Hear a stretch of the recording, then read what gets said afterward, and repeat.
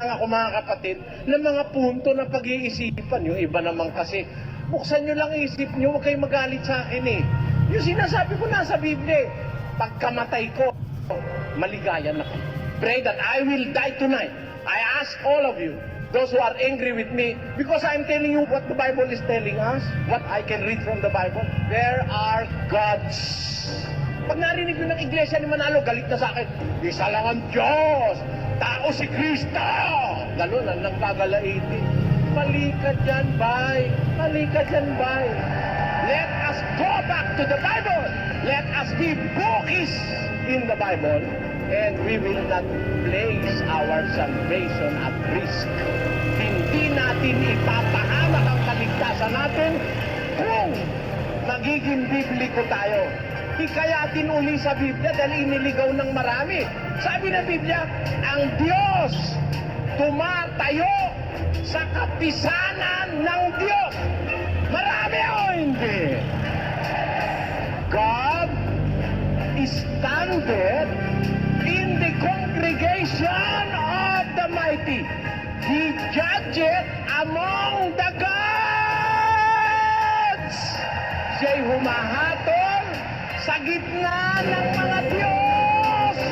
Mga Diyos!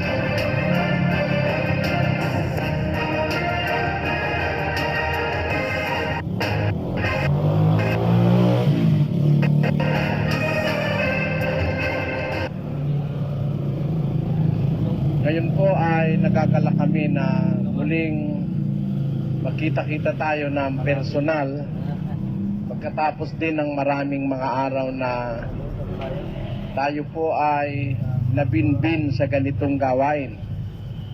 We are glad that we are here once more in this Astrodome. Salamat po sa ating mga kapatid na nagtataguyod nitong Bible exposition na ito.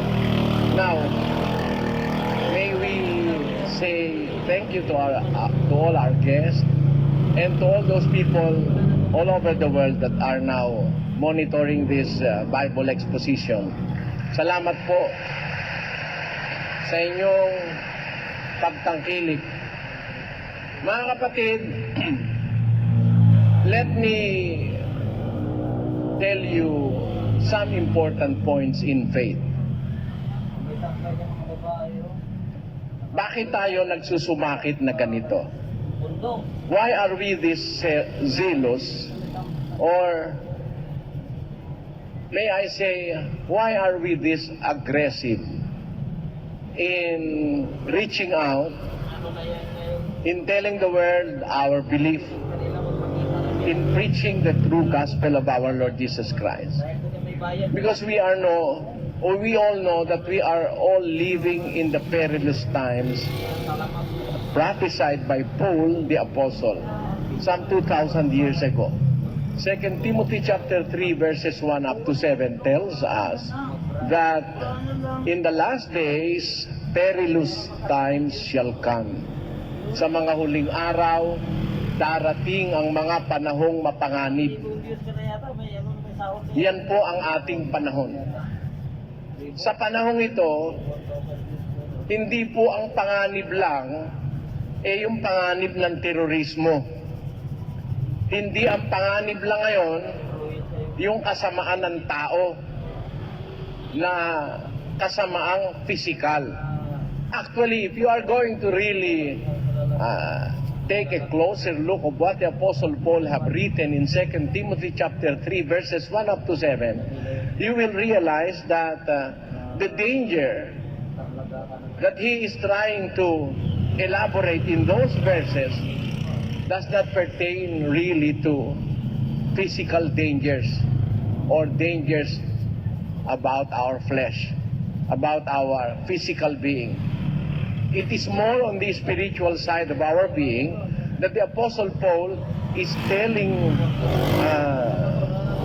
Timothy that in the latter days, perilous times shall come.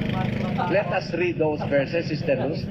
This know also that in the last days perilous times shall come.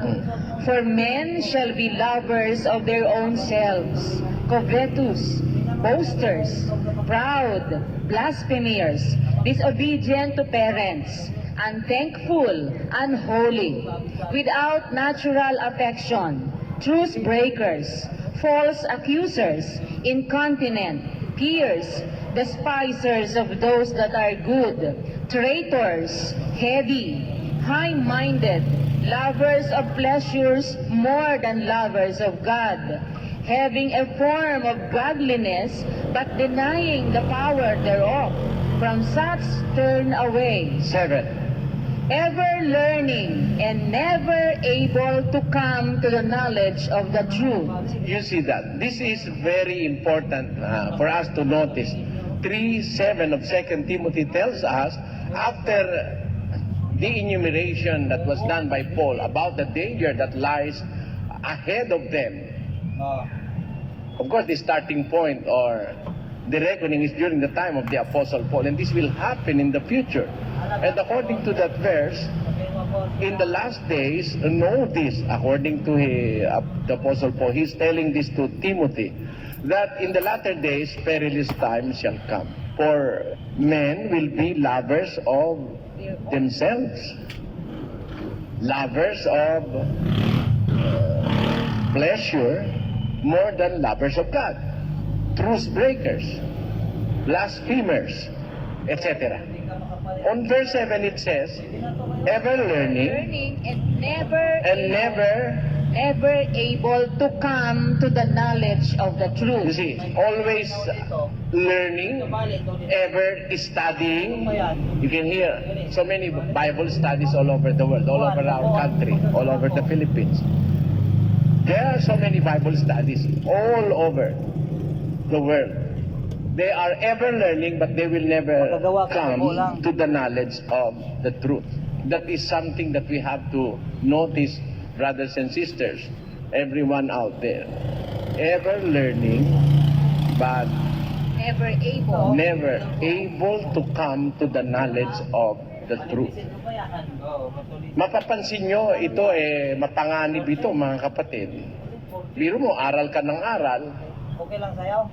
There was never a time in the history of mankind that the Bible is so popular. Bondo pa. Religious books are gaining popularity among all peoples of the world. Magpakpak. But in these times, when everybody seems to have a copy of the scriptures, there is a prophecy that we have to notice, as the Apostle Paul have written 2,000 years ago. Palo. Ever learning, but never able to come to the knowledge of truth. I believe that is a stern warning from the Apostle, that as we can see now, there are so many religious organizations, religious groups.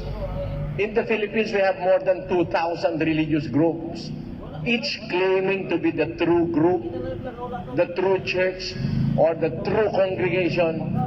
You will always hear the word true, because if they will not say or emphasize that their group is the true church or the true group, they themselves are not that confident that their group is the truth, or that their faith is the truth, that they are in the true church. Notice the Iglesia ni Manalo in our country. Whenever they speak, they always use the word true. Although the Bible did not there is not a verse in the scriptures that tells us of a true church. Not one verse in the scripture define the church as the true church, because there is no dispute about the church in the scriptures, because during the time that our Lord Jesus Christ and the apostles were preaching the church in the scriptures, there are no Iglesia ni Manalo then. There are no Aglipayans then. the Mormons Church of the Mormons was founded only way back in the 19th century, early 19th century. The Catholic Church existed only in the 4th century of our Christian era. So there are no churches during those times other than the real church in the scriptures. So when you say church, you do not have to emphasize that it is the true church.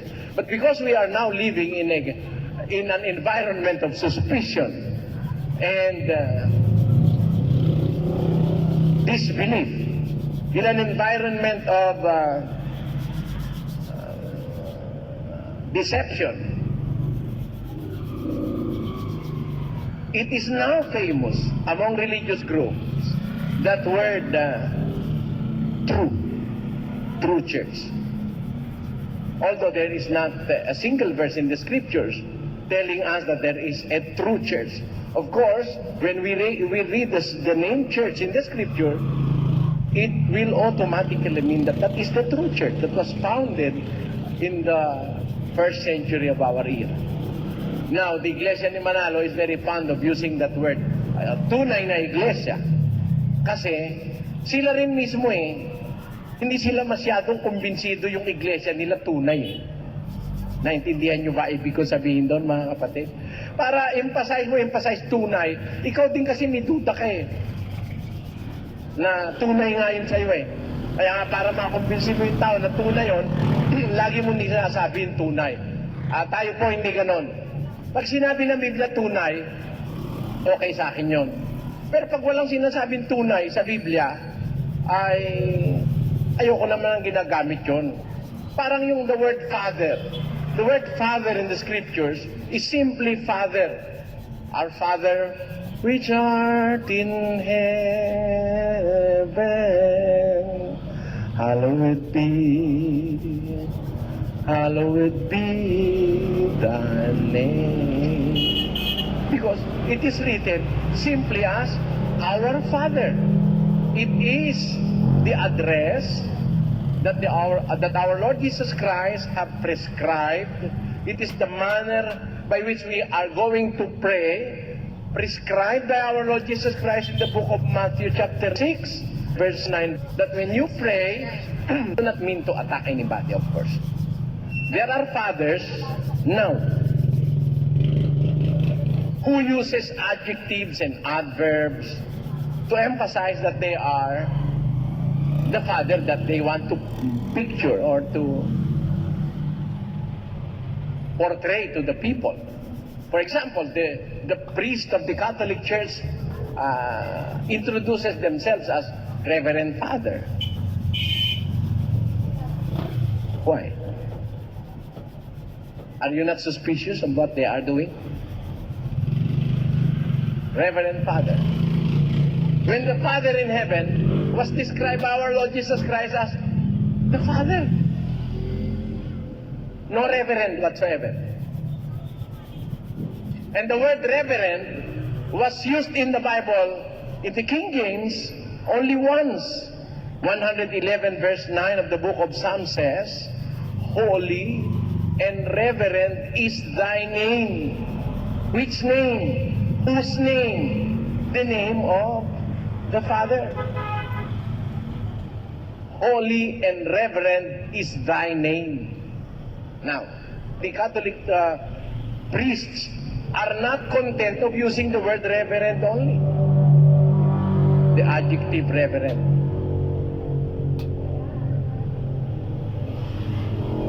They integrate the adverb very reverend. Are they not suspicious? I hope you are catching my idea. Are they not suspicious that they are not really reverent? That's why they have to emphasize that they are very reverent. I'm speaking religiously. I'm not attacking anybody. I'm getting the idea from the scriptures which says, when you pray, Christians say, Our Father, which art